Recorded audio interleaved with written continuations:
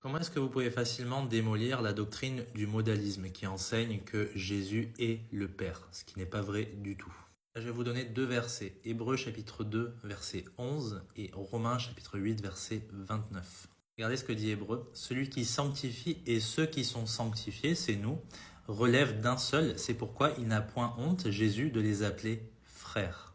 Et après, il va citer trois versets prouvant que voilà, nous sommes des frères de Jésus-Christ. Jésus est notre grand frère spirituel, céleste. Bien sûr, il est au-dessus de tous les frères et sœurs qu'on voit à l'Assemblée puisqu'il est le seul Fils engendré de Dieu.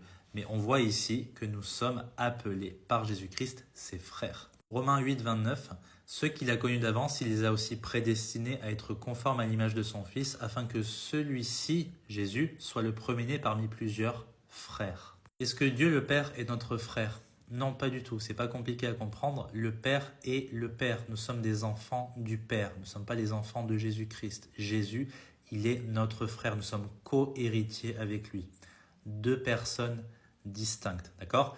Le Père est notre Père céleste. Jésus est notre frère céleste. Donc il y a deux rôles différents, deux types de relations différentes, bien que Jésus soit Dieu, évidemment, tout comme le Père est Dieu. Donc ce n'est pas compliqué.